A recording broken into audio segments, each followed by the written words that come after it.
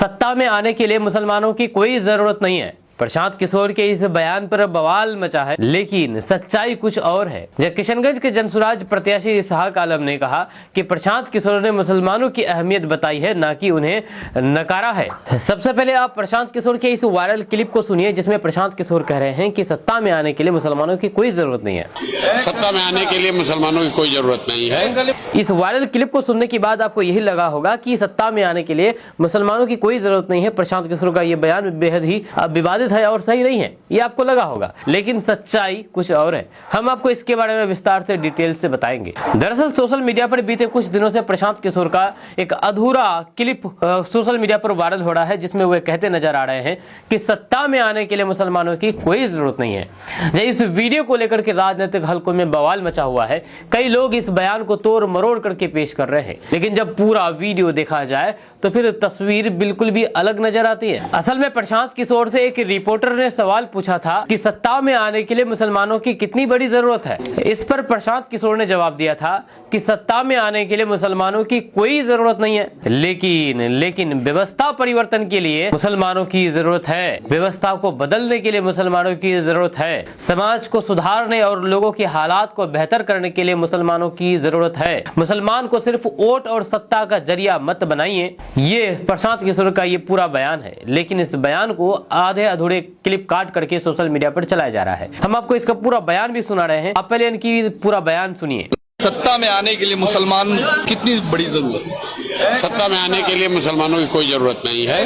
मुसलमान व्यवस्था को बदलने के लिए मुसलमानों की जरूरत है। लोगों के हालात को बदलने के लिए मुसलमानों की जरूरत है। मुसलमानों की जरूरत समाज को बेहतर व्यवस्था बनाने के लिए है। मुसलमानों को आप वोट और सत्ता में लाने का सिर्फ जरिया मत। ये बयान सुन लिया आपने। अब आपको यकीन हो गया होगा कि प्रशांत किशोर का जो क्लिप वायरल हो रहा है, ये असल में ये आधे अधूरे क्लिप है। पूरा क्लिप ये असल में है जो आपने अभी सुना। वहीं पर किशनगंज विधानसभा क्षेत्र से जनसुराज पार्टी के प्रत्याशी इसहाक आलम ने प्रशांत किशोर के इस बयान का समर्थन किया है। उन्होंने कहा कि प्रशांत किशोर ने जो कहा है वह हकीकत है। मुसलमानों को सिर्फ वोट बैंक के रूप में इस्तेमाल किया गया है। जब प्रशांत किशोर ने यह कहा है कि मुसलमान समाज बदलाव के केंद्र में रहे हैं, सत्ता की सीढ़ी ना बने, ये बात बहुत सोचने वाली है। इसहाक आलम ने आगे कहा कि पिछले कई दशकों से सीमांचल की राजनीति में मुस्लिम वोटों को सिर्फ और सिर्फ वोट के रूप में देखा गया है, लेकिन उनके शिक्षा, रोजगार और विकास पर कोई भी गंभीर बात नहीं हुई है। जनसुराज का उद्देश्य है कि समाज के हर तबके को निर्णय लेने की प्रक्रिया में बराबरी का मौका मिले। मुसलमान इस देश की ताकत है और प्रशांत किशोर का यही संदेश, सत्ता नहीं बल्कि व्यवस्था बदलनी चाहिए। सोशल मीडिया पर वायरल ये क्लिप दरअसल एक एडिटेड वीडियो है, जिसमें प्रशांत किशोर के पूरे बयान को देखे बिना ही सिर्फ शुरुआती लाइन काट करके प्रसारित किया गया है, शेयर किया गया है। मूल वीडियो में प्रशांत किशोर का मकसद ये बताना था कि सत्ता किसी एक समुदाय की मेहनत से नहीं बल्कि सबकी भागीदारी से आती है, मगर समाज में असल बदलाव लाने के लिए मुसलमानों जैसी जागरूक आबादी की भागीदारी बेहद जरूरी है। इस आधे अधूरे वायरल क्लिप को आज हमने आपको पूरा सुना दिया है। आपका इसके बारे में क्या कहना है? वहीं पर सीमांचल की राजनीति पर असर डाले तो विशेषज्ञों का मानना है कि ये बयान सीमांचल की राजनीति को नए ढंग से परिभाषित कर रहा है।